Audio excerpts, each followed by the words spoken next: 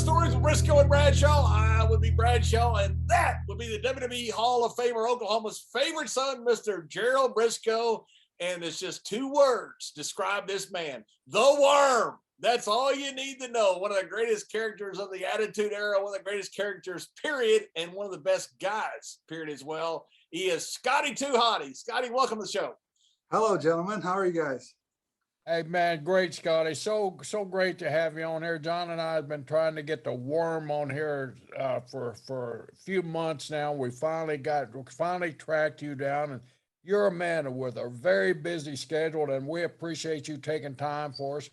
Man, Scotty, you go way back. You know, up in Maine, right? I mean, I didn't realize you were actually in the ring. A WWE ring while you were still in high school. You must have been the dream catch for those little girls running around Maine, man. Yeah. No, you know, I say it like the first ring I was ever in was a WWF ring in probably the late 80s. My friends and I used to sneak in, and well, we got to know the guy. Frank Dawson was his name. He was one of the ring crew guys. D'Amico, actually met D'Amico on D'Amico's second day, and he was working with Frank, and they would come to town. We got to know those guys, and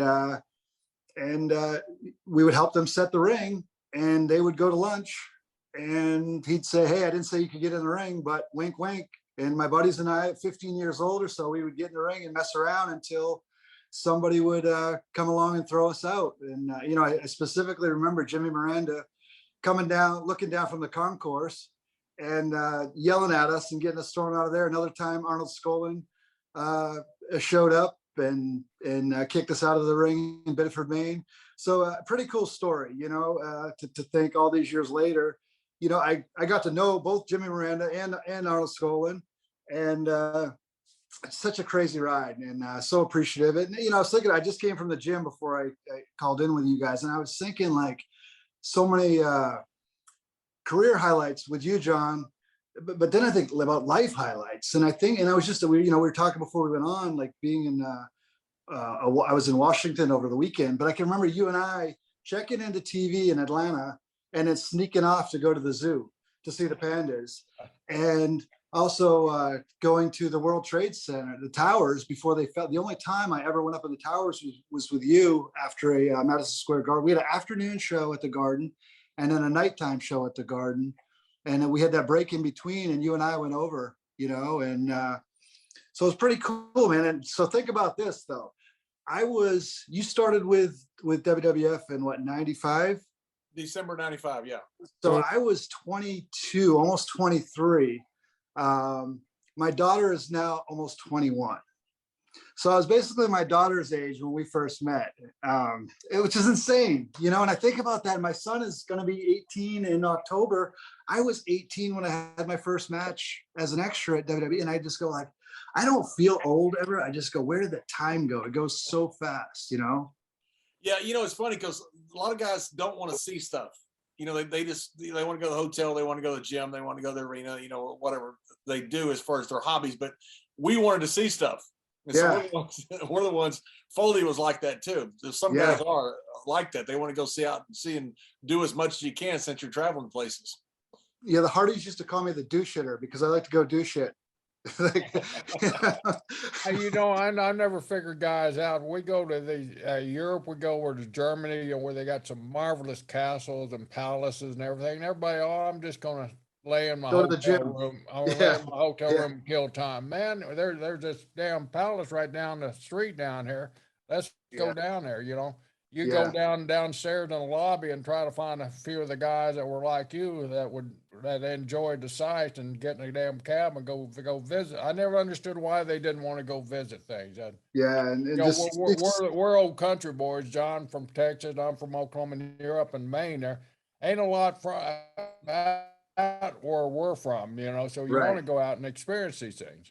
Yeah. And, you know, see the world on somebody else's dime, you know, and that's what's really cool about this point in my career is I know that more than ever now.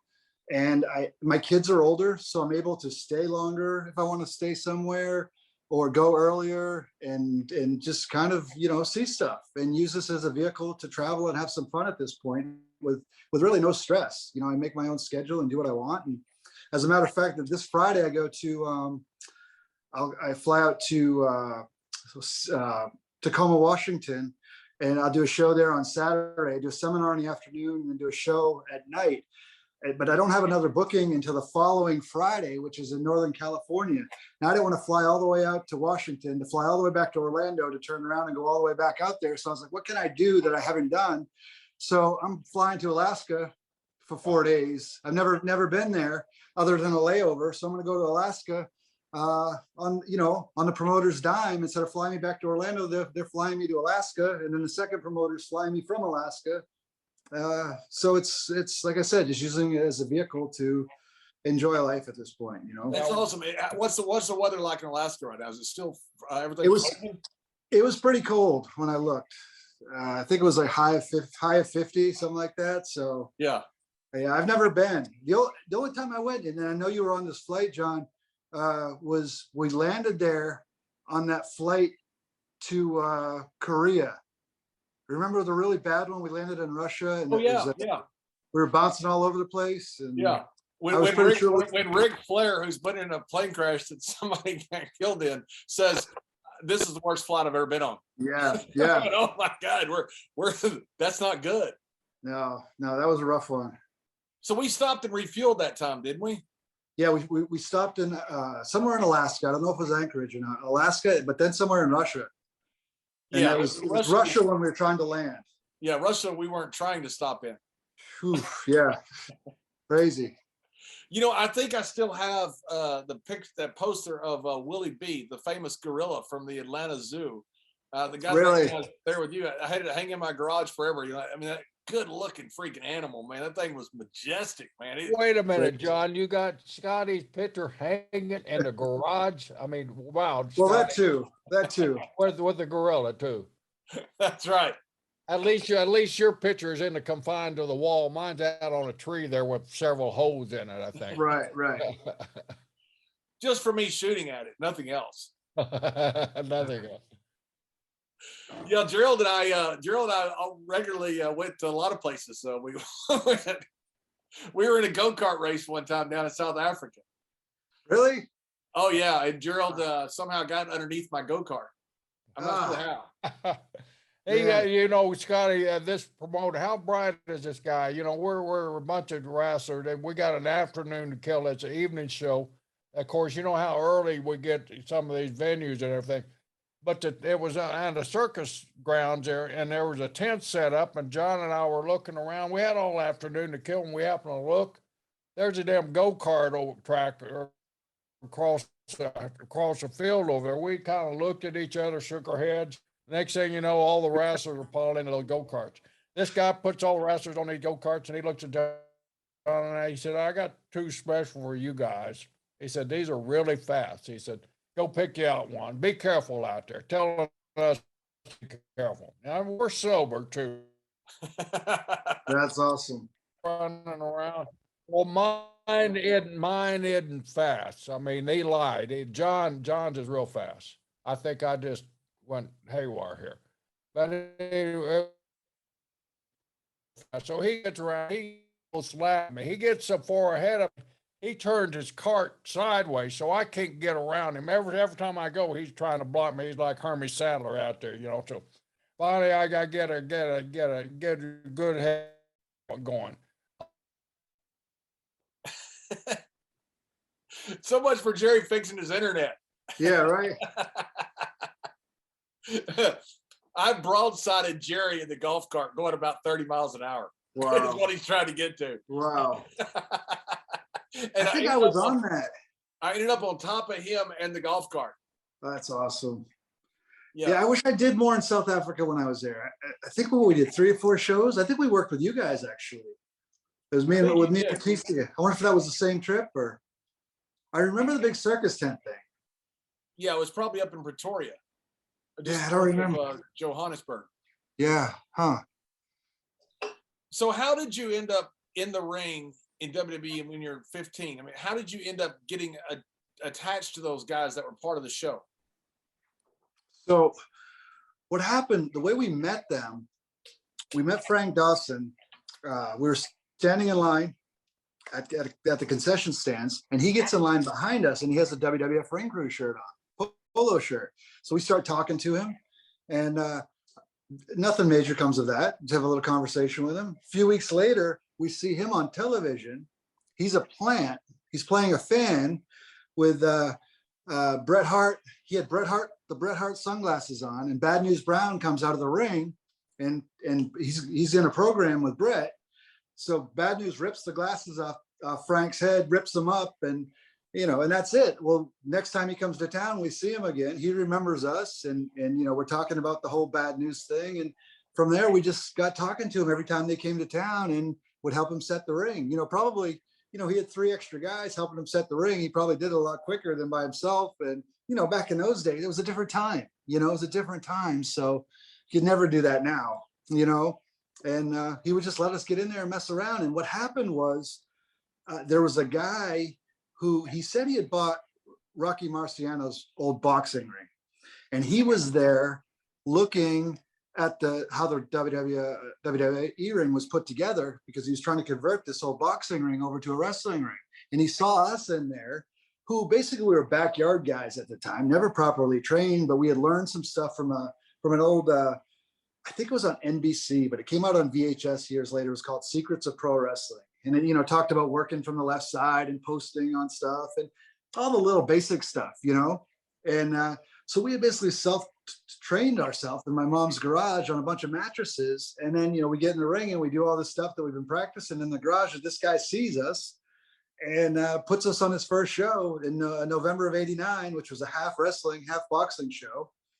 And, maybe 75 people in the audience. Most of them were being boxing fans. And, this guy runs an independent show, the night of Survivor Series, because Survivor Series used to be on Thanksgiving, and so it wasn't a real bright move to start with, but it gave us a start, and from there it was just networking and meeting these guys and, some guys that worked for Kowalski, got to know them. They helped get us booked around New England, and it just snowballed to the point where I met, you may know him, John. He was in Dallas as Playboy Vince Apollo with Gary Hart in the 80s. He was a manager, but he was Phil Apollo up in the Northeast.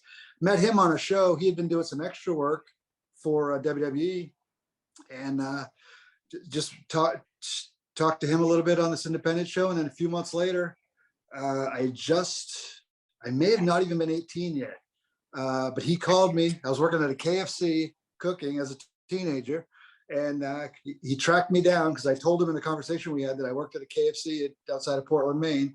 Tracked me down and said, "Hey, WWE wants me to bring another guy as an extra. Would you be interested in going?" And that was my foot in the door. And then for 6 years, just did extra work, So that's why I remember me.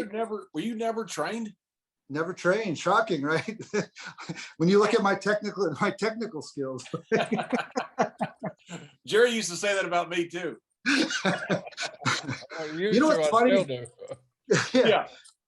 You know what's funny though is I always felt like it was detrimental to my career and style. But now looking back, I go, I wonder.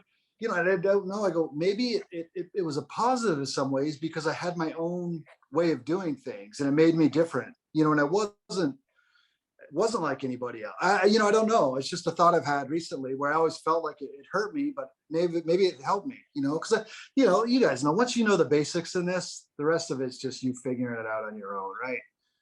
Scotty, you and I had a similar upbringing in this business. I was never trained either. I set up the ring just like you did. I went around, and you know how it is, but you set up the ring, and there are always a few of those guys that come early. Right. They'd come out to the ring, look at the ring and everything, and they knew I was a college wrestler. Hey, kid, you show me a takedown, or you show me some shoot hold, they shoot move, yeah. And I'll show you a little bit of this business, And that's basically, I'd learn a headlock, I'd learn an arm bar, and a leg takedown and stuff like that. And that's basically how I got in the business. Then one day I was with my brother, somebody didn't show up. How about your brother over there? But Jack said he can't work. And one of the guys that I used to roll around with, well, he rolls around with us, when he's setting up the ring, give him a shot. So I borrowed my brother's boots and tights and went out there and had my first match. And that's it, right? That's great, right? I wouldn't trade the way that I started for anything. Like, You know, I look back now and very fond memories, which seemed, you know, when you're going through it and you're making $10, $20 for, you know, to drive hours to do a shot somewhere. And, you know, it sucks at the time, but looking back, I go, wow, like great memories, you know? Yeah, when you tell somebody you got a $20 payoff or a $30 payoff, they look at you like, what the hell are you doing it for? You know? Yeah, right, Because I love it, man. That's yeah. why, you know. Yeah, same reason I still do it. One of my first matches were at the Villa Inn in Garland, Texas. It was it was a bad area, and I got $10 from Killer Tim Brooks, and one of the guys quit because he got 5. Wow. You know, there's really not a lot of difference here. It's double, but it's really not doesn't make much difference. Right. Yeah, and that's, you know, when I do my seminars now, that's something I try to hit home is don't get so caught up in, you know, when you're first starting out in the financial part of it. And, you know, because I think back, I turned down some bookings way back, you know, arguing with a promoter over $10 or $5. No, I'm not doing it unless you pay me this. And most likely something more valuable will come out of, you know, if you can get out and get some reps in front of a live crowd, you know, you might meet somebody or, you know, make a connection, learn something. It's most likely going to be more valuable than any payday you're going to make when you're first starting out on independent, you know? Did you ever hear how Arn Scotland was smartened up to the business? No. So Arnie, I don't know how he got in the business, but he was wrestling and he'd been wrestling for like 6 months. And finally he pins one of the guys in the match. And he realizes, oh no, I'm gonna have to fight the guy back in the dressing room because, you know, he never beat the guy. Yeah. He comes back to the dressing room, everybody's laughing. And he realized it was a work. But he had wrestled for 6 months, not knowing it was a work. Wow. So some tough old bastard was in there with him who was obviously smartened up, and Arnie was doing the best he could, and some guy was still beating him. Wow. Arnie was so cool. You know, I loved in the 70s when he was managing Bruno or he's managing the Giant. You know, he had that towel over his shoulder. He just, you know, he was always so cool. Yeah. What a great guy too. Yeah, Arnie was just so full of confidence. You know, Arnie was a hell of a shooter when he was a young lad. You know, growing up around there. I think that's how he kind of eventually migrated toward our business. There was through his amateur career. Vince Senior, or maybe it was even Jess, the grandfather that discovered Arnie. But wow, what a good man he was, and never upset about nothing. You know, the biggest thing that happened in the ring and come backstage, Arnie, don't worry about it, kid. It'll be all right. Yeah. Were you there, Jerry, in Madison Square Garden when we got Arnie so worked up he wanted to beat up Lou Albano? No, I'd love to see that. So Lou comes in, and you know Lou had a little bit of a drinking problem, and so Lou shows up bombed, and he's telling the same stories over and over and over. And Arnie tells him to get out of the dressing, get the hell out of the dressing room. So anyway, we told Arnie, said, "Hey man, Lou's outside waiting on you." And so we got Arnie so worked up, he went looking for Lou. We're like, "Oh my God, we got to stop it because Arnie was going to kill him." Yeah, Arnie would have killed him. So Scotty, you kind of poked around the independent scene, what, 5 or 6 years, and I read or listened to something that you were on recently. Maybe I think I was reading something. Or Brother Love, Bruce Pritchard is actually the one that offered you your first contract. How did that come to be? Well, so I think probably what you're talking about is I didn't realize until Bruce told it on his podcast that he and Pat. So I've been working as an extra for years, and then Pat and Bruce went to a Kowalski show to take a look at Terrorizing, which was Triple H. I happened to be on the show also. So they saw me work an actual match rather than just being an extra. You know, they saw me work an actual match in person for the first time. You know, and I didn't 17, 18 there. So probably by this time, I was probably close to 23, somewhere in that area, 23, 20. I think I was 24 when I signed. So I would say 23, somewhere around at 22, 23, probably. You know, I know Paul went to WCW right after that, I believe. But that's why they were there. And that's, you know, that goes back to what I was saying, you know, and argue with a promoter over $5 or $10, you never know who you're going to meet at the show or who's going to see you. That might be worth more than what the financial part of it was, you know? Yeah. So Bruce saw me there apparently. And then, so it was in '96 was when I signed my first contract. And that was when they started that first light heavyweight division with Taka and Brian Christopher and all those guys, you know. One of your first days you rode with me and Ron, didn't you? You and Barry picked me up. Me and Barry. And yeah, I flew into Mobile and it was you and Barry. So I have a layover, which I think it must have been Dallas. And two of my favorites growing up were Barry Windham and Shawn Michaels. And I here I am sitting at a gate, you know, what am I, 23, 24 at this time. And I'm going, they called me to go to Raw, you know, and this was in May. I had already been under contract for a couple months, but hadn't done anything. They'd been to Stanford to go to the Towers to meet with creative and all that, but nothing was decided on. They just said, hey, we need you in Mobile Monday. So I go there. I end up flying in with Shawn and Barry Windham. And I wasn't old enough to rent a car on my own at the time because I think you had to be 25, right? And maybe still. But so I ended up jumping in with you and Barry down to the arena in Mobile. Yeah, crazy. And then, you know, you and I rode together for quite a bit when I first came in. Yeah. I remember, you know, it's funny we do this now and I'm talking into my cell phone and I could see both of you guys who are in different places, but I can remember like having to call from my home phone and you and I, like, we would have to make plans. Hey, my flight gets in at this time and my flight, you know, I'll get the car, you want to get the rooms. And, you know, everything was done by phone at the time. You know, there was no internet, no, it wasn't for, you know, a few years later until that all came along. So. Yeah, and it was the hard part connecting at the airport, you know, because you didn't have cell phones just to text a guy or something about coming around. You know, you had pay phones, and that was it. Yeah. And then, you know, I think about how did we find the arenas all the time? I know we did it, but I'm like, how did we just happen to pull up on it? You know, did we have to stop and keep asking directions? I don't remember. We stopped one time up in New York and Ron asked the guy, he goes, how far is it to whatever, Rochester or whatever it is? And the guy goes, oh, it's an hour or two, maybe 3. And Ron says, that makes a difference to us. And yeah. The guy goes, yeah. It's an hour or 2, maybe 3. So you never, you know, you found out real quick when you ask guys directions, you go, you know, if you go down here, no. If you go down here, no. If you go and thank you. Yeah. Yep. I'll leave now. Yep. So you worked as an extra for all those years. Do you got any stories? I mean, with who are the good guys to work with? Who are the bad guys to work with? You know what? Everybody was always really good to me. You know, I started with first match was with the Beverly Brothers in August of '91. And then John Nord, the Berserker, a couple times. You know, the Beverly Brothers a couple times. Rick Martel, Mr. Perfect, Shawn Michaels, Yokozuna. Oh, and like, dude, like I'm in high school at this point, and I'm wrestling the best in the world, who are still considered some of the best of all time.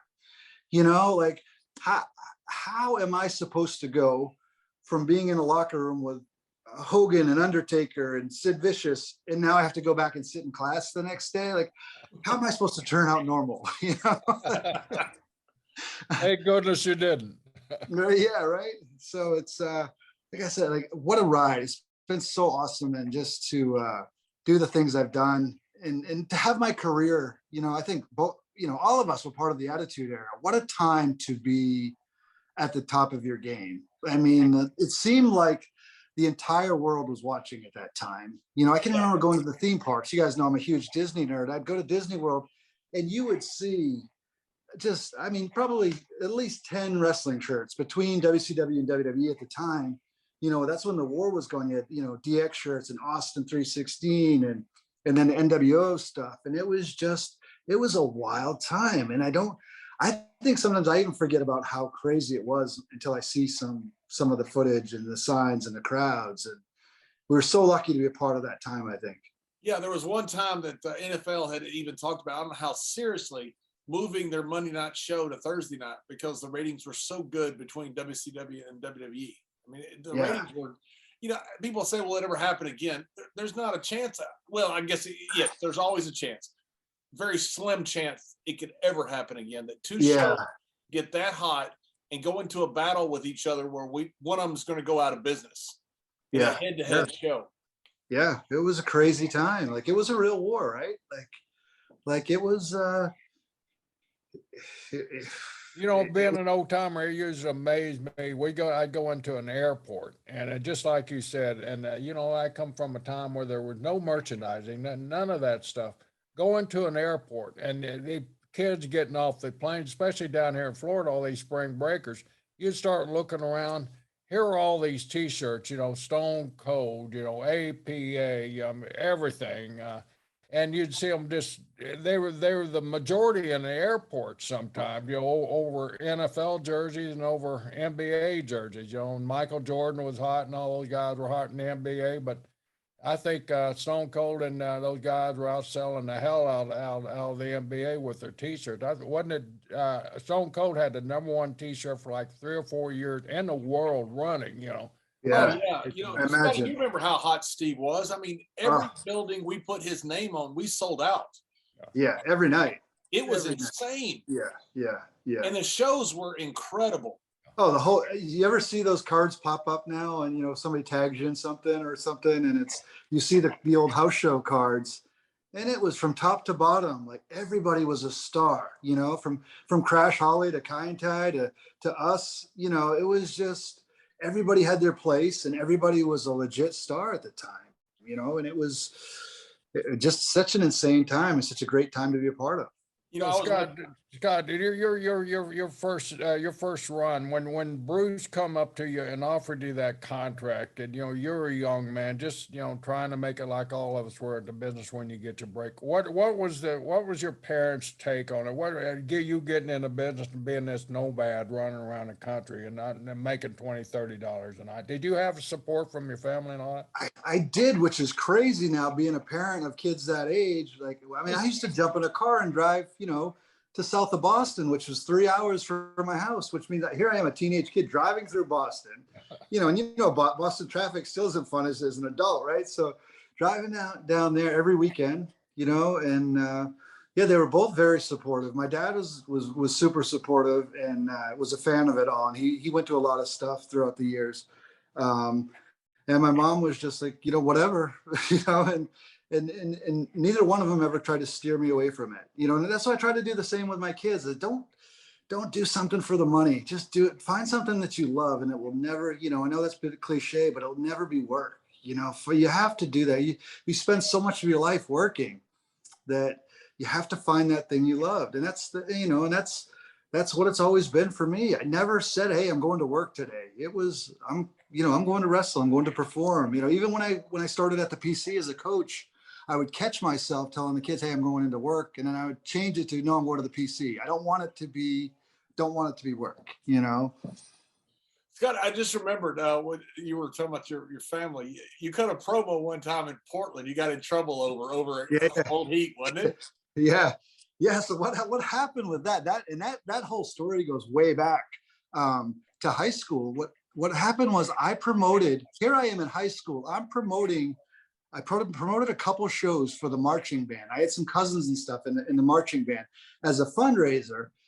They were going to Pasadena to the Rose Bowl one year. So I put on an independent show, booked everybody and to raise money for them. And we had the wrestling coaches, he was the gym coach and the wrestling coach, the high school wrestling coach.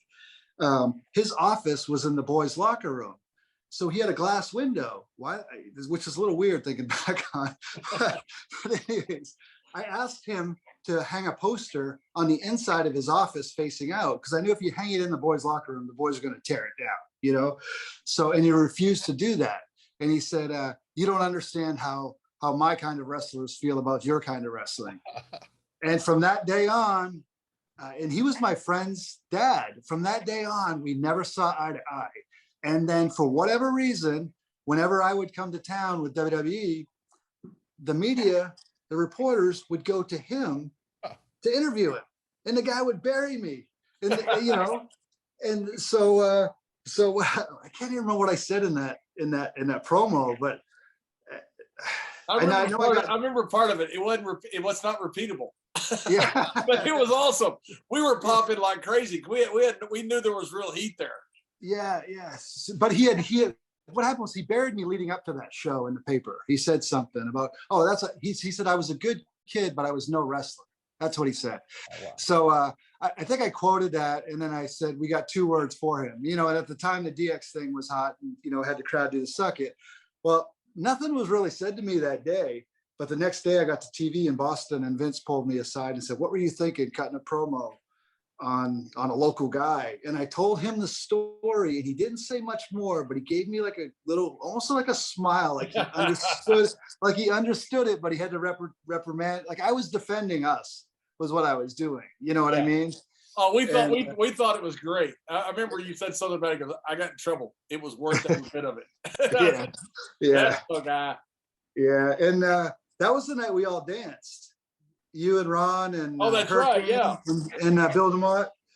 Yeah, that was fun, man. That was a fun night. That was definitely a highlight. Scotty, was there ever any doubt in your mind that this is what you wanted to be? Did you ever think, I want to be a teacher, I want to be a coach, I want to be anything like that? I want to be a wrestler. That was it. Since I go back to the first WrestleMania is when I can remember really getting hooked on it. Maybe right before I remember the build up to the first WrestleMania and just being like, I was this tunnel vision of wrestling. And then, I was a small kid. I didn't think, I was ever going to be able to make it. But then, I think, Sean came along, Brett came along, 1, 2, 3 kid came along. You started to see the frames change, guys start to get a little bit smaller, and it made it a little bit more realistic, of a dream for me.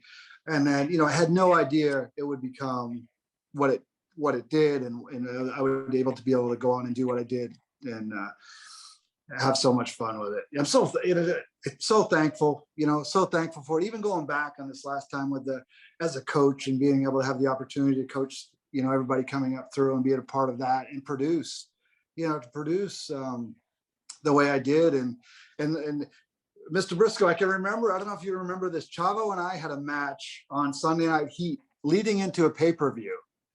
And we went way over on our time. And we were the last match on Heat. And they were supposed to play a package going into the pay-per-view right before the pay-per-view comes on. The last thing you see is this package promoting the show. And Chavo and I went so far over that they had to scratch it. But you were our agent that night.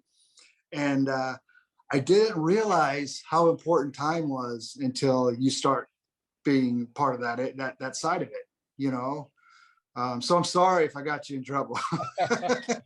Hey, yeah, there were so many times I've forgotten all those times. Oh my.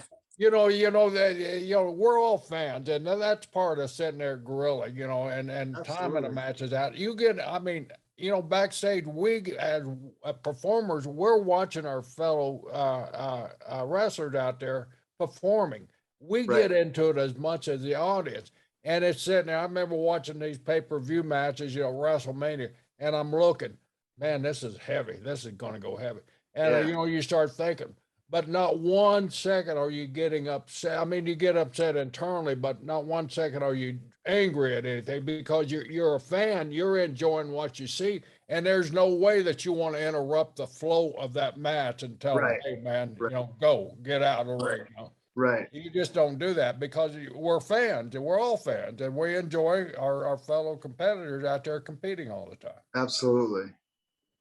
Sometimes you got to read the riot act to guys like John that don't understand that there's other matches.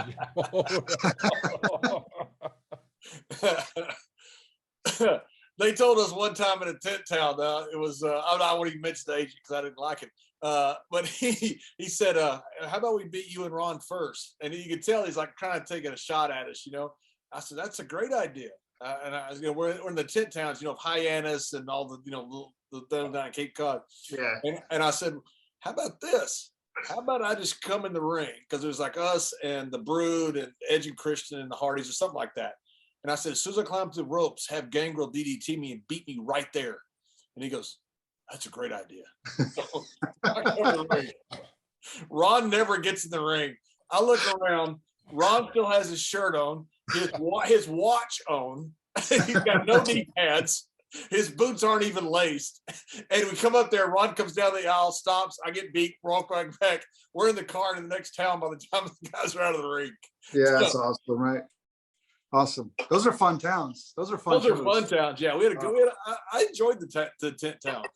I Me think too. I enjoyed I think Arnie's there's old town. White I Plains. think there's a picture of Ron standing in the corner with his shirt on and his watch on, his boots unlaced, somewhere out there. I think I've seen a picture of that. It was so funny. He had his That's watch on, no tape. Still had his necklace on. Funny. It's like Arnie in White Plains. We always say Arnie's still getting paid, even though he's been dead for 10 years. Still Yeah, right. Over White For Plains. White Plains. Yeah, He, right. he and Tim White both. Yep. That was a fun one too. Poughkeepsie also. Poughkeepsie was part of that loop usually. I'll tell you, may have been there at the time. They had the curtain and they had little holes in the curtain where, guys could look through the holes, and see it, whether you could kayfabe. Right. So you had Taker standing by Brett, who's in the next pay-per-view. They're headlining it, and had all these guys standing up there on stage, and everybody's looking through the little hole in the thing, looking at the show. Owen grabs the curtain and yanks it over. and pulls the whole thing back. And there's the entire roster standing with each other. That's awesome. It was so funny. Brett was so mad at I bet. That sounds like a total Owen thing though. Scotty, we were in the ring with you when you created the worm, right? Yeah, that's so I get asked about it all the time in my interviews, like how it started, and I specifically remember you because I think we were with Ronnie and Donnie at the time. We hadn't even become too much yet. I mean, too cool yet. We were still too much. Brian and I know we worked like a lot of 8-man with Ronnie and Donnie, and can remember you specifically yelling across, like, tell them to do the worm. And it wasn't, what eventually became the whole WORM and the who. It was just me dropping down and doing the worm, and I would do it just to pop you guys. But then you would come over and I remember you coming over and stomping on me, Well, Ron stopped the worm first, right? Because he didn't know what it was. Was it? I know it was with you guys. I thought it was I think you. it was Ron. I think it was Ron. We were doing the worm. Yeah. And Ron had no idea what it was, so Ron just starts putting the boots to you. Yeah. But that was just like on our entrance and stuff, And then you tell Ron, I'm gonna do this worm. Ron goes, okay. Yeah. Okay, damn. Yeah. Scotty, how did the worm get created, and how did you guys start that? I've read where I know how it evolved, and where Lawler was calling out the letters and stuff like that.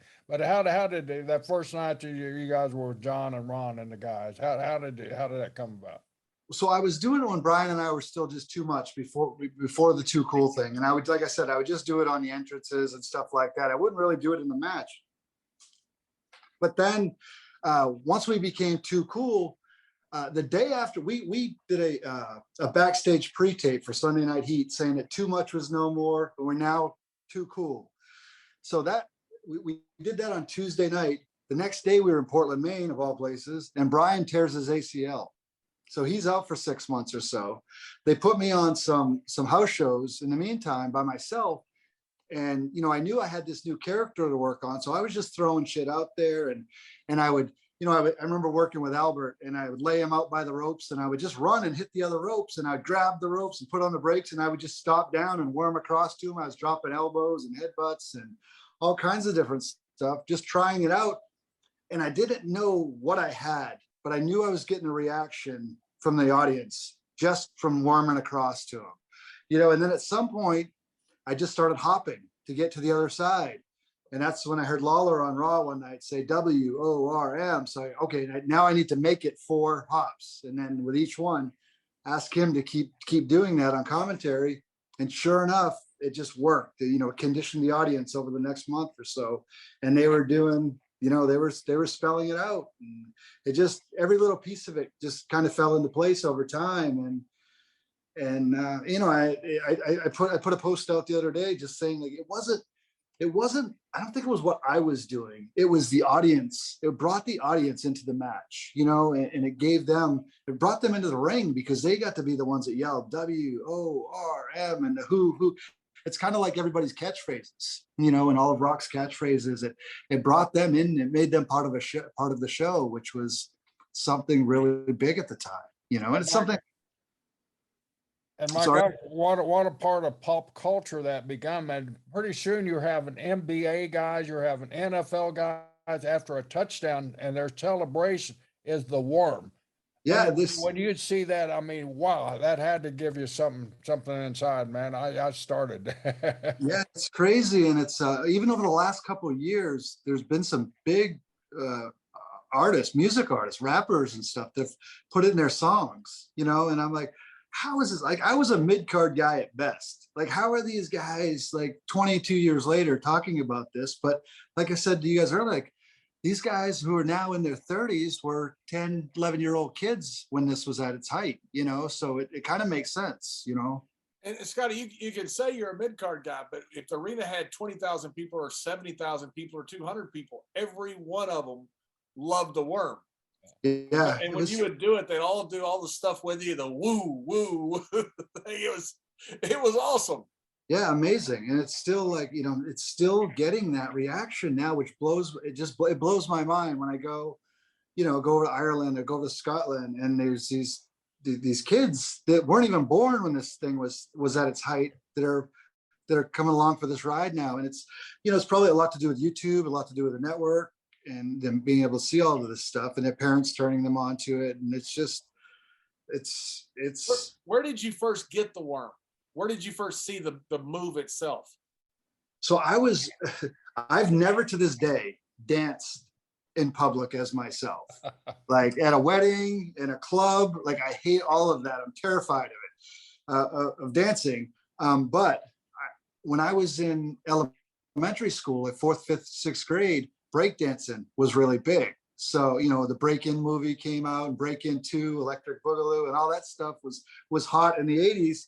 And I did a little bit of breakdancing with the backspin and the moonwalk and the worm. And we would do this at recess, you know, so it's just something that I started doing as a kid. Wait a minute, Michael Hayes didn't invent the moonwalk? No, he did. Well, we'll say he did. Right, okay. Michael Hayes taught Buzz Aldrin how to moonwalk. But it's just, you never know what's going to work, right? Like, you just, like, who in a million years would have You ever never know what's going to work. That's why we're up in Canada. It was either Edmonton or Calgary when you did the worm the first time with me and Ron. Yeah, I thought it was Western Canada somewhere. Yeah, and I remember, do the worm. You know, yeah. It's crazy that people just bought it. You know, but you don't know until you try. That's it. You know, it's like Pat McAfee now, you know, getting up on a table and dancing to a song. That's a big risk. Yes. And if it works, you got something, everybody loves it. But if it doesn't, you're stuck on a table dancing. Yeah. and you're screwed. But you got to try. That's it. And I say that very in a positive way for Pat. You know, he's willing to try. You were willing to try. You know, but you have to be willing to do that. You have to be willing to fail. Yeah. Yeah, absolutely. I think the worst thing you can do is just stay in that safe zone. And, you know, just like, you have to try, like you said, try different stuff. You never know what is going to work in this. Like, it's like Steve Kern was on with us a while back. And I love Steve's mindset of coaching. And he talks about emotion versus movement. That's it. And what you see now when guys are nervous is movement. You know, they put in tons of spots and tons of this because they're scared about anything being quiet, right? Anything being still for a moment. But that's not emotion, right? The worm was 100% emotion. Yeah, and that's the hardest thing to teach, though, right? Is that emotion over emotion, and being okay with silence, you know, and because when you're young, you just okay, I have to do something to get. They're not reacting. I have to do something, you know, and it's just. That is definitely the hardest thing I found coaching was trying to get everybody to slow down. And you sound like an old guy, I think. I always felt like I sounded like the old guy when I was telling them to slow down, because you don't really get it until you're older, I think. You know, and it all starts to click as you get older. Okay, I get what that old guy was talking about. He wasn't just trying to hold me back. He actually knew what he was talking about, you know? Yeah, they always say you spend your first 5 years learning what you shouldn't do. You know, as far as being hurt. You don't know what, Yeah. you think you're fine. You're 23 years old, 24 years old. You think you can fall off the top rope every single night. And then you realize after about 5 years, you're going, you know what? I've got a separated shoulder. I've broken my wrist. I need to figure out something else. Yes. Yes. I remember asking this Shawn Michaels at the PC one day. He's like, do you think, and I asked you, and I know you went through your back injuries and stuff, and I feel like you don't become a great worker until you've had a series of injuries where you have to learn to not rely on the moves anymore. And like, how do I get around this? And how do I elongate this career that I have? I know it was for me anyways. After my neck surgery, I was like, I don't need to go to the top rope anymore. There's nothing that I do that's going to look better than what the Hardy Boys are doing, so they can do that. And I need to figure something else out, so I don't know. I feel like it helps, but I think you're completely right on that. We've all had nights where we go to the ring and we're sick. We got the flu, or we're just sick, from travel and everything like that. And you go in there and you slow the match down and you work the match, and all of a sudden it starts feeling good. Yeah. And you realize what those old timers have been telling you all these years. Take your time out there, enjoy what you're doing, let the people enjoy what you're doing. So, when you tell these kids to slow down, they experience a lot naturally and don't realize it really, because when they're sick or not feeling good, they slow their matches down and let their work catch up to them. And I think I think you hit on the key right there. Slow the hell down, and you'll enjoy it a hell of a lot more, and you'll last a hell of a lot longer. Yeah. I was working with Eddie Guerrero one time. We followed the Undertaker, and he went out and on purpose had a hell of a match. It's one of those things. Follow this. It's guys used to do it back in the day. Yeah. And I'm sitting there watching that match with Eddie. I'm going, oh my God, we've got to follow that. Yeah. I'm like, oh no. So we get out there, and I've got in my mind, we're going to do this spot. I'm going to go to the top rope. Eddie's going to come after me. We're going to look at the crowd. We're going to do all this stuff. And, and I got a headlock on Eddie. I call the first spot, and he goes, no, S.A., just sit here. So I sat there for a while. I said, all right. And I called the spot again. He goes, no, S.A., just sit here. So I called the spot again. He goes, no, S.A., sit here. And I've realized right away what he was doing. When they're up here and you got to go 30-something minutes, you can't keep them up here. Right. You got to bring them down. Yeah. But that takes a lot of confidence to do something like that. Yep. And so many guys, I think when they get out there, they're green or whatever, they haven't experienced that. They just think, okay, I'm going to create all this movement right in a row. I'm going to do all this stuff. I'm going to get them up. I'm going to get them chanting, holy shit, that was awesome. All this stuff. And you can't do that for 30 minutes. Right. Night after night after night. Right. Yeah. You got to figure out a way to bring them down, to bring them back up. And it's a true art. And that art it takes a while to learn. Yeah, for sure. And so we had the luxury of working with guys like Eddie Guerrero, right? Who and you can, if he tells you to slow down, you can trust him. Whereas now everybody is kind of almost at the same level, not quite, but you know what I mean? And I think that's a little bit of what's missing right now, is just guys who've been doing this for years and years, or enough of those guys. You have your Randy Ortons and a few of those guys who have been doing it for a long time, but there aren't a lot of guys who've been seasoned in that way, and I just feel like that's the way to learn is by being in there with somebody like that. I was in Liverpool this weekend. I know you were over in UK also, and we watched this independent show. And first time I'd been to an independent show forever, and it was so much fun. I enjoyed it. Like Jerry says, we're fans. It's fun to just sit there and watch these guys as they're figuring out how to work in the business and stuff.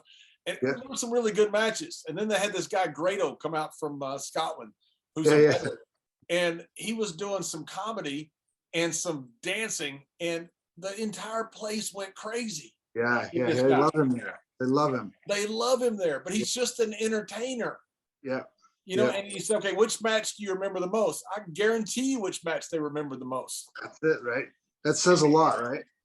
Yeah, it's like Hogan versus Andre. Was that better than Steamboat Savage? No, not if you grade it on a 1 to 5 star level. Yeah. Well, what do people talk about the most? That average fan. Yeah. Hogan slammed the Giant. Yeah. 92,000 people. Right. It's funny you say about bringing them up, bringing them down. I met, we did Raw and SmackDown in Phoenix. And I tell this story all the time in my seminars. Monday, Tuesday, we're in Phoenix. Wednesday, AC/DC was going to be in the same building. My wife at the time was flying out. So we ended up going to see AC/DC with Hunter in China. Hunter had just done Saturday Night Live with AC/DC as a musical guest a few weeks before. So he kind of got to know those guys a little bit. So before the show, each one of AC/DC came in and said hello to us. But Brian Johnson, the lead singer, came in, and I remember him saying, what you guys do is exactly the same as what we do. You come out on stage, you bring them up, you bring them down, you bring them back up, and you send them home happy. And I was like, so I use that in my seminars and go, it's that simple. It is that simple. Like that should be the structure of your match. That should be the structure of the show. You know, I ran into Sammy Hagar one time backstage at Fox, and he said almost the exact same thing. He said, you know, anybody can play in front of 20,000 people. It's how do you play in front of 200 in a bar when they are not really there to see you? Yeah. And he said the guys who can do that are your guys who become the mega stars and they play in front of 20,000 people because they've really learned the business from the ground up. Yeah, and they learn the art of it all.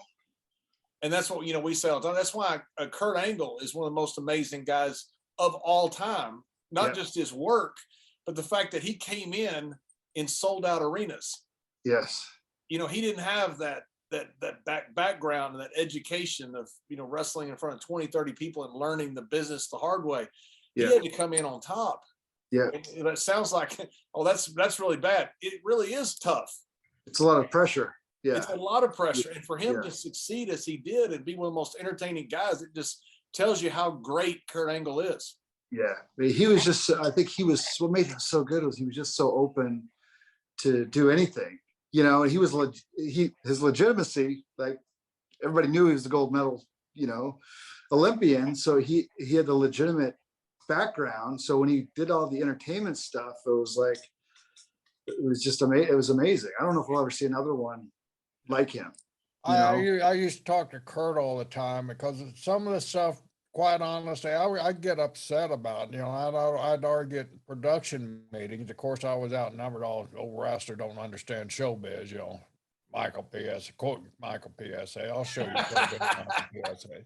So anyway, I go to Kurt, and Kurt, are you comfortable with this? Because I'm damn not comfortable with it. And I can do it. I can do it good. I can make them enjoy it. And one day I asked him, Kurt, why do you agree to all this stuff? You know, why do you agree to them, you know, putting a little cowboy hat on you and you sounding like Don Layfield singing in the shower, you know?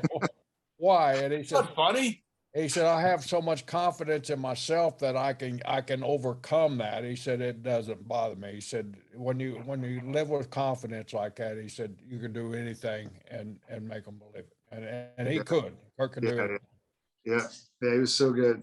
But, you know, those shooter boys were nearly all like that. You know, Brock was like that. Brock didn't care. No. Yeah. Brock would do anything entertaining. He knew he could beat up everybody. Yeah. Kurt knew out of 8 billion people, he was the best wrestler on the planet. He was the golden medalist. Right.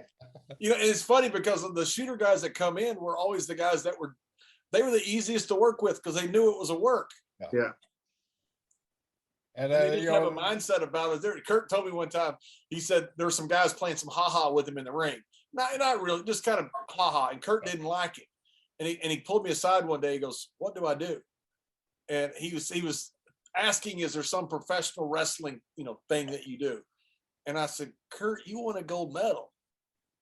And he just looked at me, goes, I said, you take those boys down one time. Yeah.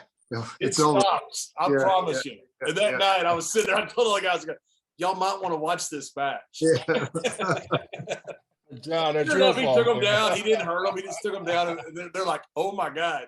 You know, because Kurt was like the nicest, normal guy until he like goes into that almost that wrestling mode. You're like, oh, okay, Kurt, stop. I'm playing, Kurt.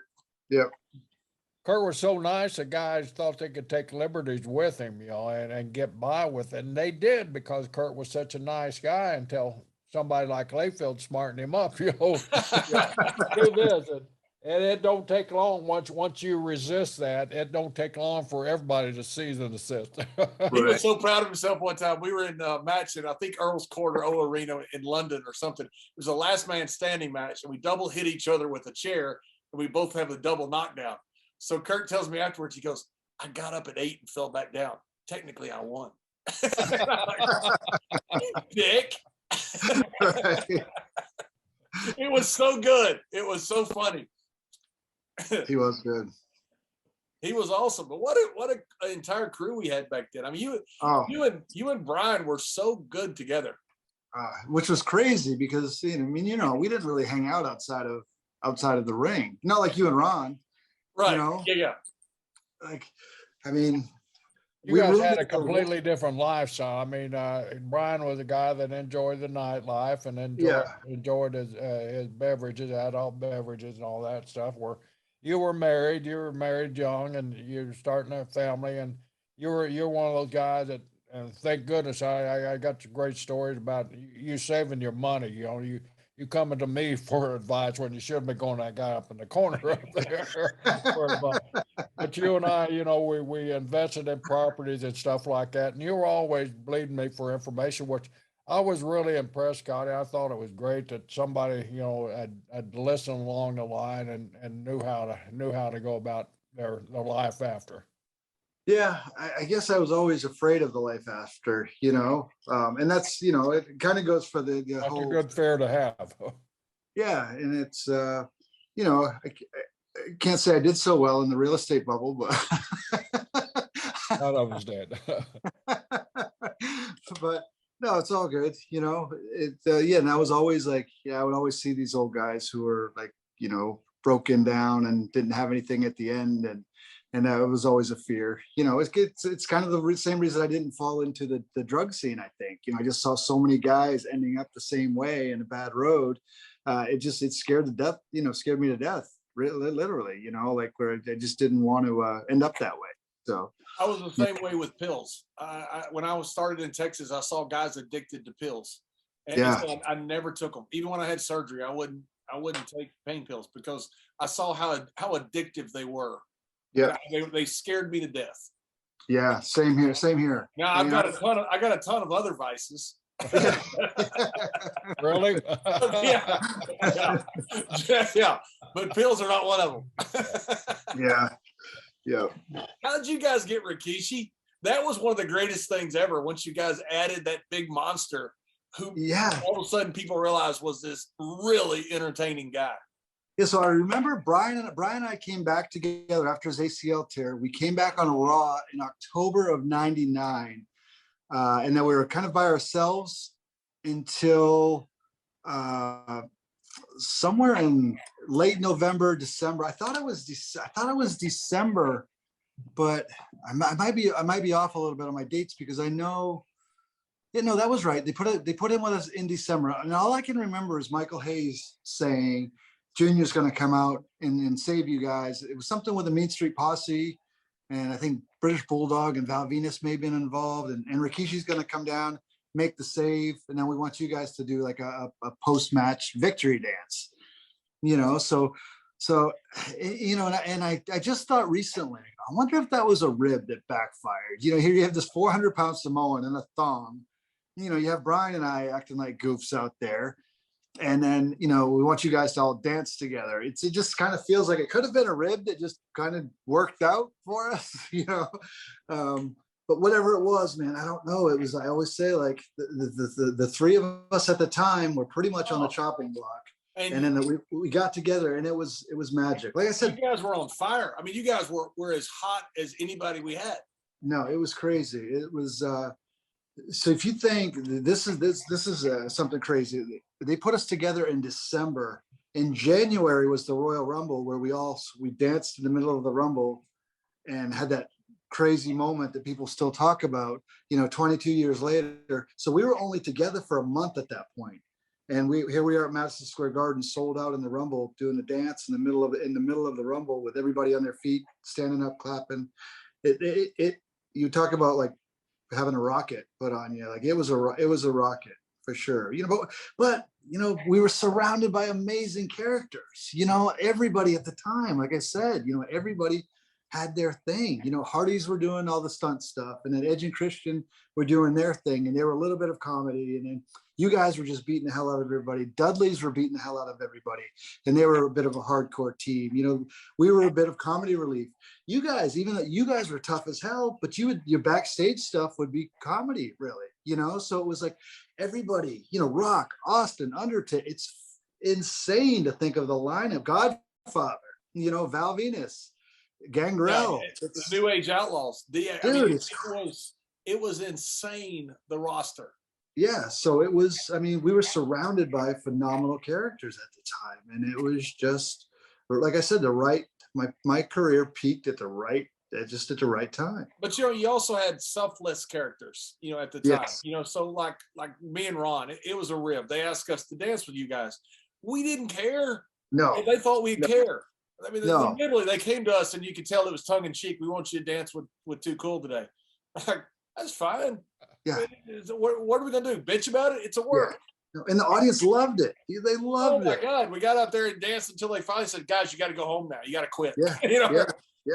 Yeah. They loved it because they would take characters who you wouldn't expect to dance, and then they would dance, and it was just, and that all of you guys dancing with us kind of helped make us, like you said, it was a selfless time where everybody kind of made everybody, Rock, when he was absolutely on top of the world, Undertaker too, we made him go through the door at the APA.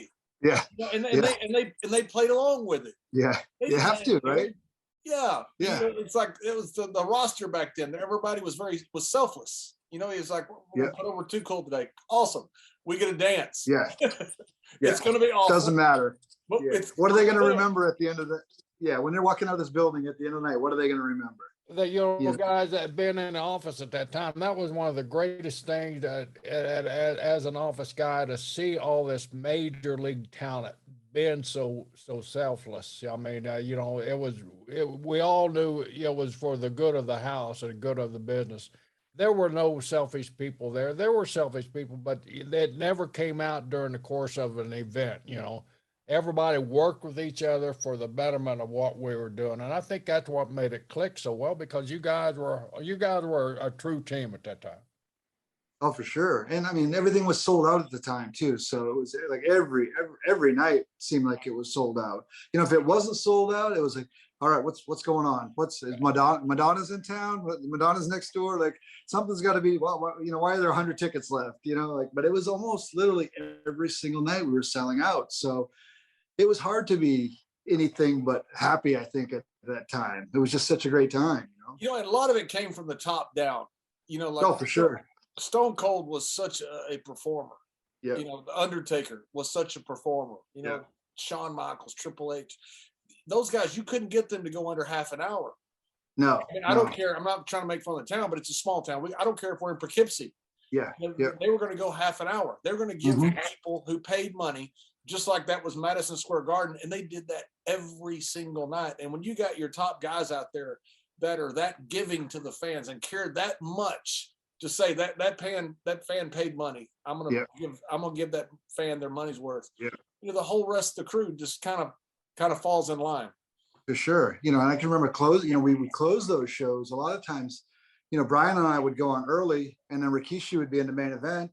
And then we'd end up involved, and then there's DX, and, we're worming Hunter, and everybody's worming Hunter, and Big Show's getting wormed, Big Show's doing the worm. Like, everybody was just open to doing everything. And it was just such a great time, man. That's right, Scotty. In our TV days, massive, long ass TV days, 12, 13 hours. But at the end of the night, we give the audience a little something to go home with. We never had issue trying to, hey, John, or hey, Scotty, would you guys mind going out there? Everybody was volunteering to go out, because that dark segment after TV was over was usually one of the most entertaining segments. Yeah, so much fun. Sure. Guys would come back laughing, having a good time. You'd be sitting there, man, I'm glad that worked out. But every night it was like that. You guys are just blasting for the people there. And our fans fans were fortunate. Our talent was so fortunate to have the fans, but the fans were so fortunate to have that type of talent that was so giving to the. Yeah, yeah. No, I can remember, a lot of times watching the main event, seeing the finish happen, and then seeing, some people trying to rush out of there to beat the traffic, and thinking, man, you guys are going to miss some good stuff right now, and you don't even realize it. Scotty, I remember you got me one time. I was at the end of a show and I was taking everybody's finish. And one of the guys that, Scotty, did you freeze up? I think Scotty froze up on us for once, Jerry. Good, not me. The worms. Damn it, Scotty. He's in the middle of the O and R, I think it is. The worm's frozen. Yeah. Scotty, there you go. Can you hear me? Yeah. We hear you now. Scotty, You're frozen between the R and O. Yeah. Got me one time. I was out there and I was at the end of the night, I was taking everybody's finish, and one of the guys who was known to imbibe a little was about to hit me with a big move, and you leaned over and you go, "Be careful, he's baked." And I was like, "Oh my God." And I'm sitting there and I was so alarmed. You go, "I'm just kidding." Oh my God. That's all right, man. I wish I had more more video of some of that stuff. Somebody posted a house show from Madison Square Garden on YouTube recently, tagged me in it, and it was fun to see some of that stuff that I, because there was some house show stuff that had never seen that we did. Like, we used to do the bouncing on the ropes, and I would do the big fall off. Oh my goodness, that was the greatest thing I've ever. I told somebody about that the other day. I used to see you do that. I popped every time you did it. Yeah, and I had never seen it. And somebody posted this match from the Garden, and I finally saw it. And Brian and I had this whole sequence. I would do he would shine up, and I would get all excited. I'd be bouncing, I'd fall off, and then he would laugh at me, and then he would start to walk away, and I'd sneak up from behind him, and I'd rip his pants down around his ankles, and I'd laugh at him. Like, we had it's literally a 2-minute spot of just doing nothing. But Jerry, it was the funniest thing. Scotty would start stand on the bottom rope, and he'd be waiting to tag in, and he'd start bouncing up and down. Then he'd start bouncing really high, and now the whole arena's watching him.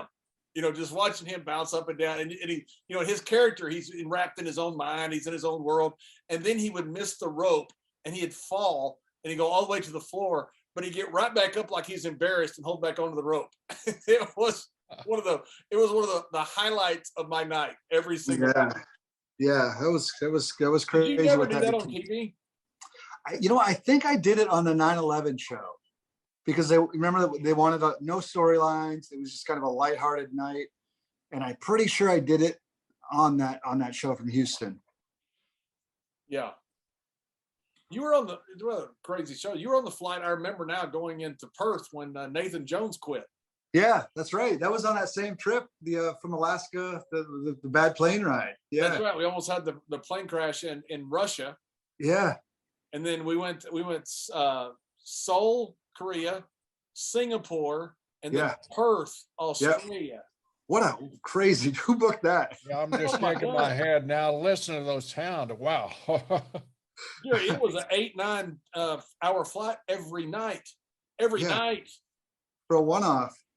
And we got down to Perth, and you remember right before that, Nathan Jones would just quit talking. He was just rocking back and forth, and here's this massive man. We're like, what?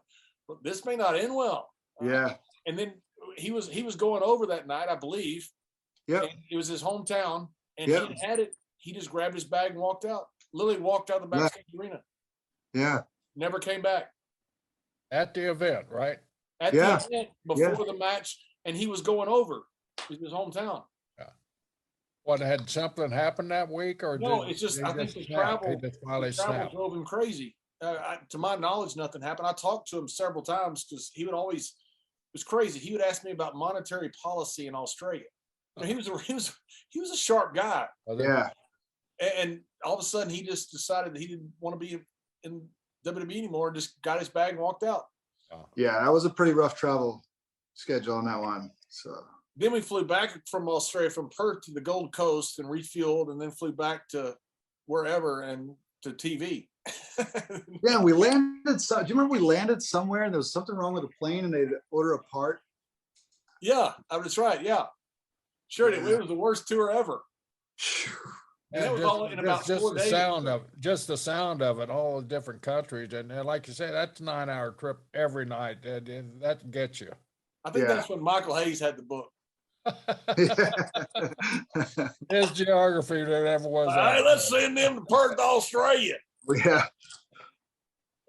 I love Michael. You know what's bad about making fun of Michael is when he's not here to defend himself, because he's so entertaining when he defends himself. Yes.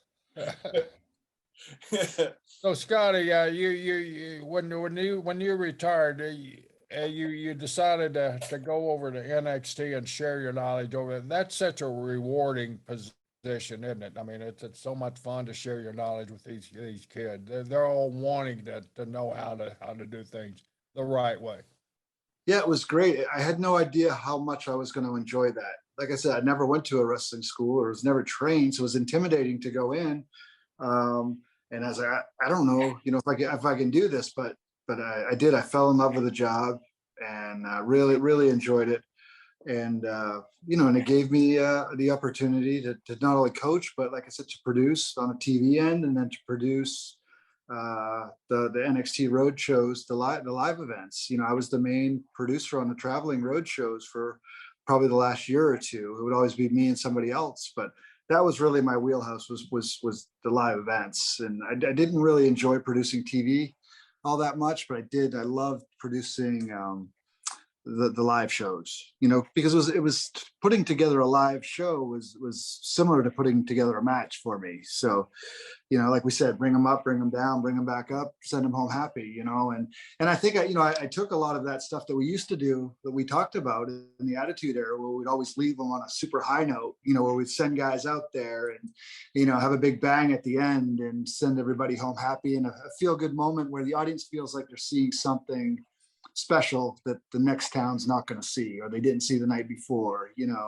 a lot of times it was just, let's see what we can do with this, and let's make some magic and a feel good moment to send everybody home happy and want to come back and see us the next time we come to town. But the coaching was great too, but I really liked the producing end of it. Did you work with Jack Lanza? You did, didn't you? Yes. Yeah. I always thought, there was been some great agents, but I always thought Jack was the best agent. Yeah, he was those live events every night. He was so calm and so rational about everything he did. It was just he had a great manner about it. Yeah, he sure did. Jack didn't seem to get upset over anything either. I mean, he was so even killed the entire time. Yeah, and you can't, right? You can't. Oh, you can't. But he was like that, back in the old day in the ring too. I mean, we'd work St. Louis, and Sam and those guys, Pat, and they were real demanding on what you do out there. Lanza would get you aside and said, "Kid, just follow me out there. Don't get in a hurry. Just stay with me. Everything will be good." Yeah. And we'd come back, they'd be ranting and raving. Well, Jack said, "Hey, the match got over, right?" "Yes, it did." "Okay, leave us alone." That's it, right? That's it. Yeah. Yeah. One time, Jerry, we were in, I think, Winnipeg, and Jack told me he had to do something. He goes, "Hey, would you watch the curtain for me? Fill in for Jack's role, while he had to go do some business with, somebody." So I'm sitting there, and Eddie Guerrero gets a beer spilled on him, and Eddie gets up and punches the fan. And so now Eddie's lost it. He's beating this fan up. Another fan tries to jump in. And Eddie beats him. "Well, I'm a heel. I can't go out and help him, I'm the guy that's responsible at this point." So I grabbed the dumbest thing I think I've almost ever done. I tell Chavo, "Go help your uncle." Chavo goes out and starts fighting with it. That's like 2 on 8. And of course the Guerreros did very well. Right. So anyway, they finally separated, and thank goodness, this was back in the day, when they, now it'd be lawsuits and everything else. Back then it's like, throw these guys in jail, their bums are drunk. Anyway, They come back, and Jack goes, "Anything happened?" I go, "No, I think good, Jack." I remember we were in Hershey, and it was Brian and I. Well, this is when we were still too much. And Jack said to us before we went up, he said, "After you go through the curtain, make sure you turn around and acknowledge the people up high." Like, what the heck is he? You knew something was up, but it just didn't sound right. So we go out, we're making our entrance, we turn around. There's Billy and Road Dogg with a super soaker standing in the entranceway and just sprayed us down with water guns. Jack loved a good rim. Oh yeah, that's fun stuff, fun harmless stuff, We used to Owen one time would get tape, and he would, remember Howard Finkel would come out to Welcome to the Jungle? Yeah. And Howard would do those squats, and he'd get fired up, and he'd burst through that curtain like a bolt of electricity, and he'd come out there in his tuxedo looking all nice, and to go through his whole spill. Owen put a string of tape, like ankle high, right on the curtain. We're sold out. Welcome to Jungle's playing. Howard's getting all fired up. We're sitting there watching. He should have known, because we're all sitting there watching. He busts that curtain. He catches his feet on that thing, and he falls flat on his face in front of 20,000 people. And that's the start of the show. Wow. So from then on, Howard would burst the curtain open. He'd take a step back, look down, and then go. Do tape check. Yeah. Scotty, before you went to NXT, you're doing a very honorable profession there. You decided you wanted to get into the fire prevention business, and you went to fire school and first responders school, right? I did. So I saw 40 coming fast, and I was like, what am I going to do now? I'd been out doing independence for a few years, and I was like, God, I need to find something different to do. And I ran into a friend of mine, and he talked about how they worked 24 on, 48 off, and 20 years you get the pension and all that stuff. So I went home, signed up for the fire school, figured, okay, I start at 40 years old, I retire when I'm 60, I have the pension, I can still do my independent shows because of the way the schedule works. And so it seemed like the right thing to do. It seemed like there was a bit of a brotherhood like there was in wrestling, and kind of seemed like the same type of thing. And so I went out and spent $4,000 to go to fire school, and another $1,500 to go to the EMT school, and then never did anything with it. But if a fire ever breaks out in an arena and somebody needs something, they have a heart attack, you can help. Yeah, no, at this point, I don't remember any of it. But it was one of those things. And I always say, like, it's, people think it's about the money and the fame and all of this and moving on from this. And it's not that. It's just the greatest job in the world. Like, even where I'm at right now, out doing independence, like, I'm traveling the world on somebody else's dime. I make my own schedule. I get to go out there, put baby oil on and spandex or whatever, and play wrestler for the night and entertain crowds and make solid money doing it. And why how do you move on from this after you've had such a great life doing I this? saw where you posted something like that, similar to that, where this business, it gave us a chance to see the world, make great friends like we're talking with today. Where else can you have that camaraderie and just be satisfied, with what you've done? That's it, right? It's not the money or the fame. It's just everything that goes into it. And part of it, it's just the greatest. The friendships that you make are eternal too. Yeah. No, it's amazing. And just all of it, the friendships, the travel, I could do without the airplanes. I don't mind the airports. It's the airplanes, but, I love the travel, and I have friends, we all do, friends all over the world from this, in places we've been that we never would have went otherwise. And so it's like, it's not the money or fame, that's all bullshit. Like that comes and goes, and that's kind of, materialistic type of stuff, but it's just the rest of it, and just doing something that you love so much. And like, how do you go do something else and get the same type of satisfaction from it? I think, Jerry and I felt the same way. That's why we started up the podcast. During COVID, we were so bored, and we started just calling people or text people. And somebody told us, a friend of ours, Yoshi, told us, said, why don't you do a podcast? We go, I doubt anybody will want to listen to it, but it'd be fun for us. Yeah. And so we just started having, like, old friends on here talking bullshit. This is the most fun thing we do every week. Yeah, it's great, right? It's great. And I think it's funny. I can remember they did that gimmick battle royal, I think it was in Houston at WrestleMania 18, and Bill Irwin. They brought Bill Irwin in for that, and I was still active at the time, but they brought him back, and I can remember him saying in the green room, he goes, I can remember driving down the road when I was younger, going to shows, and I would drive by people's houses, and I would look in, and I could see them in their house. They have the light on with the window, the curtains open, and I go, I wonder what they're doing in there. He goes, now I sit inside my house watching cars drive by, And he goes, I wonder where they're going. Bill Irwin was the most miserable human being. I love Bill. Amen. And by the way, when he was the goon, he was getting over. He was the one guy out of that whole crew that was really getting over. But Bill would always, we'd have a place, it'd be decent business. Bill, how's the house? Big money, big money. Yeah.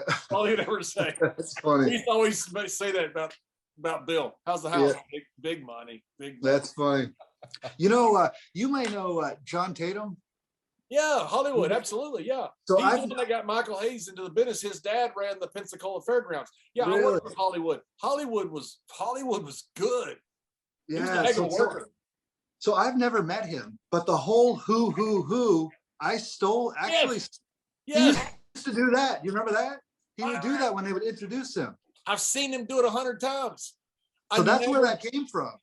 But I've never met him to tell him that.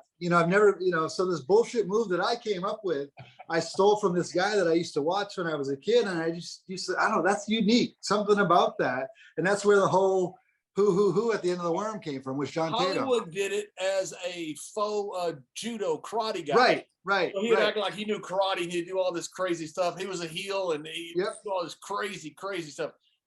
But he could work. I can see it now. Yeah. I never knew that.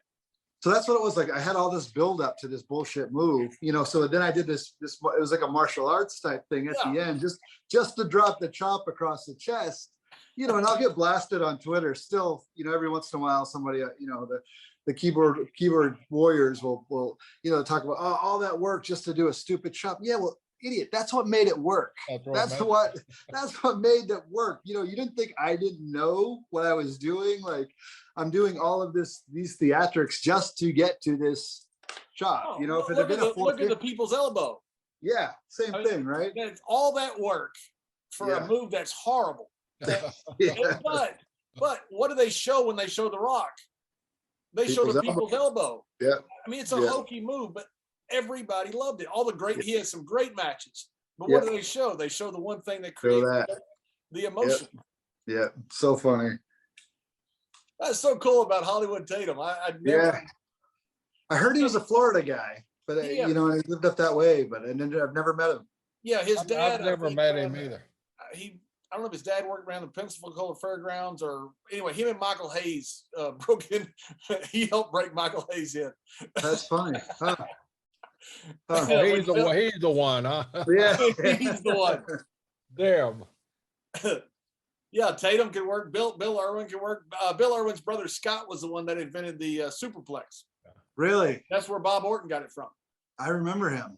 Yeah, I remember Scott Irwin. Yeah, Bill used to work in cowboy boots. Man, Bill was a great worker. He was. Both of them were really, really good workers. Both of them were beginning when I was kind of in the mid of my career, and they came down to Florida. First, I saw them in the Carolinas, and then I left and came back to Florida, and they came down to Florida also.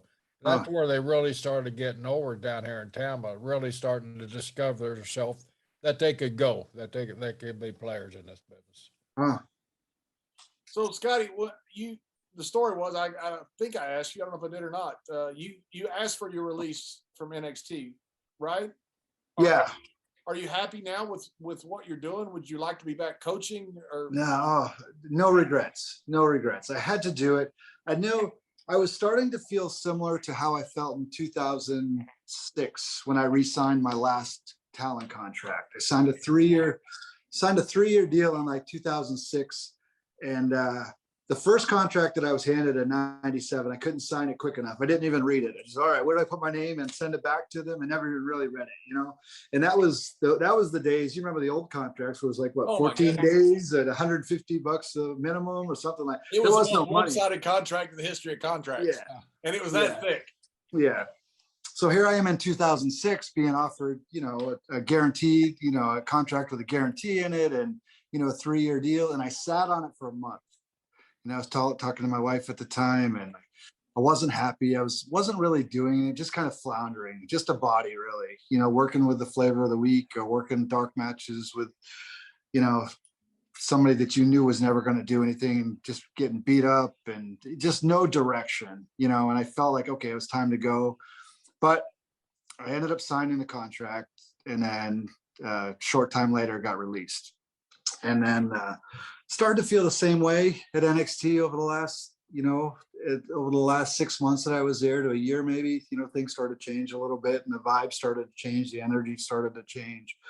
And I just started to feel the same way. And I was like, and then I saw people outside of the company, like, Matt Cardona is the guy I always go to. Like, this guy's like, he is his own machine. He's his own promoter. He's using social media in a smart way to promote himself, and he's become his own machine, and he has control over everything. So I reached out to him a couple of times, asking him, what do you think I could make outside of here if I went back? Should I, shouldn't I? And so, a few different people just kind of marketing themselves and without being with a major company. And it just seemed like it was hot out in the independent scene. And I saw some cool stuff going over at AEW with crowd wise. I was watching, not the in-ring stuff so much. It was just watching this hot crowd, and I was like, man, there's stuff outside of here.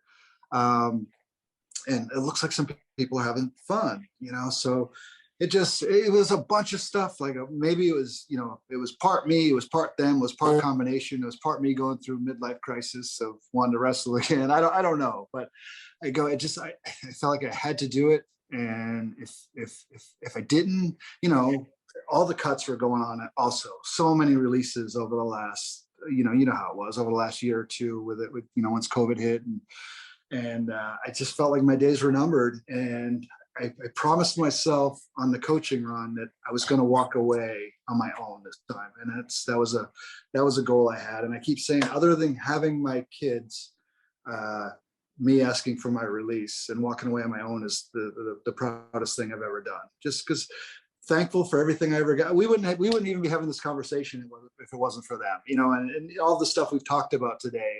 So thankful for everything, but it was time to leave, and it was time to go do something else. And no regrets, just having so much fun.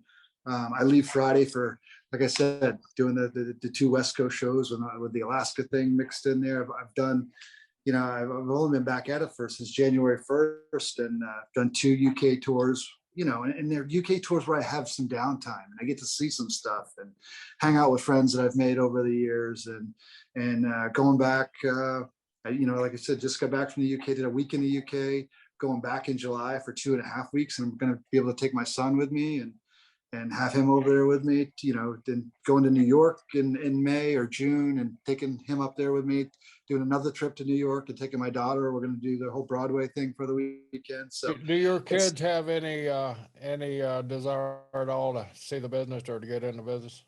So my daughter is very theatrical and very into the performing arts, but she really doesn't have any interest, especially not in wrestling. I can't say she would never do any type of backstage interviewer or some role like that, but as far as the physical part, no. My son, just not up until recently, where he started talking about maybe wanting to do something. So I always wanted him to ask me. I never wanted to pressure him to want to do it, or I want him to come to me. And he just started talking. He's in the other room now, so I'm trying to be careful. But I wanted him to be the one interested in doing it, and I still do. If he wants to do it, I want him to do it the right way. And I would. People always ask you, would you want your kids to do this? And I'm like, I wouldn't not want them to do it. You hear some of the old timers, don't get them into this. Like, why? I've had such a great life because of it, and I still continue to have a great life. I feel like I've managed it well, and I've handled it well, and I haven't abused it or abused myself, and I've tried to make good choices throughout it. And it's I know I'm a lot happier than a lot of other people out there who are stuck in some 9-to-5 job who hate going to work every day. Now I walked away back to what you asked me about. John was asking for my release. I did. I walked away from a guaranteed paycheck in my bank account every Monday morning from Stamford, Connecticut, and it's basically back to gig life. And, that can be a bit nerve wracking at times where, okay, I'm booked solid every weekend up until June. But then June, I have one date. Then July, I have nothing. But, it's gig life. So it's going to work out, but there's that stress of it. But then on the other side of where I was at was all these releases happening. And I didn't want to be part of a mass release. I wanted to, like I said, walk away on my own. And I just felt like I was more valuable to the independents if I walked away on my own and asked for my release, rather than being, because when we're released, it almost feel like you're fired, and I didn't want that. I wanted to be, I walked away from them, and it seemed to have worked out, and I've tried to be smart about my social media and marketing myself and trying to make it as special as possible and look special and make myself look valuable to the promoters out there around the world, Yeah, you learn from like Jake Paul. It's all social media. This kid is, It's crazy. He's the best heel in the world. And Yeah. Cardona. I mean, these guys are Yeah. all on social media. It's insane what can be done. Especially these days with the different apps and the iMovie and all of that stuff that you can put out there and do yourself. I do a lot of my stuff myself. I'll have promoters, they'll send me a text. Hey, can you send me a selfie video promoting that you're coming to? And I said, no, but what I'll do is I'll put together a little 30-second video that's not me just sitting there in my house with a cell phone that anybody can do. I feel like it devalues your star value, and let me put together a little 30-second commercial of me saying that I'm coming to your company, and just trying to make it look like a star. We're all just normal, boring human beings, but like there has to be something special about you if people are going to pay their money to come see you, right? So make yourself look as special as possible. Yeah, we just work on I gotta give the guy credit. I remember several years back when they first come to our company, we all looked at him as a freak, and who is this guy? The Miz, Mike Miz. He came in, I remember we're in New Jersey or somewhere, and we had a seminar about social media. Right. And he was one, guys, I'm telling you, we're all looking at Miz. What the hell do you know? Well, hell, look what social media basically did for him and this Ron Paul and his brother Jake Paul also. They've made them mega superstars. So if they paid attention, you're going to grow from it. And you like you said, use it the right way, Scotty, and you're using it the right way. Right. So I try, just try to be smart about it and just use it as a marketing tool, and try to, post all of my dates and where I'm going to be, and, make yourself look as busy as possible to the people that are hiring out there and they want to use you, especially now I have the value of being able to do the seminars before the show or after a show. That's a great thing too. Not only can you work, but you can come in and help. You got the knowledge of what they do in NXT, so that's a great asset. Believe me, I use it all over the place because Right. it's the guide, and if you can help one person, you'll make it there. I went up to Jersey or New York or Jersey. I think I was in Jersey, but who knows? Same place, Jersey and New York. But I met this young lady up there that's got a unique gimmick. She's not quite ready, to take it yet to WWE. So you try to tell her, there's other places, there's Impact, there's all these other organizations out there that are right on the verge of catching on. Try to latch on and they give you TV time. And as you guys know, that's the most important thing. Take advantage of that TV time. Yep. So I told her, go to your promoter here, and he got connections with all these minor groups. Have him make a few phone calls for you. That's what the hell they're there for. Right. She's done that, and I've seen her get booked on a bigger show. So I'm really happy. But just share that knowledge with these kids out there. It's a gold mine. We think it's just passing our breath, but man, it's giving them some ideas to take forward, and you get so proud when you see one of them doing it. Yeah, for sure. I'll tell them, I'll usually start my seminars and I'll say, who's the youngest person here? It's usually somebody around 16, 17, 18. And that's how I'll start. I'll go, well, I was 15 when I started this. I was 150 pounds. I grew up in a state where we didn't even have a wrestling school. We didn't have independent wrestlers. And I sit here before you now with all of these years in the largest company in the wrestling company in the history of the planet. And as a talent and as a coach, and if I can do it, you can do it. but it's up to you. You have to put the work in. If you want to do this, you have to put the work in, you know? Scotty, how can all these people get in touch with you nowadays to get your services?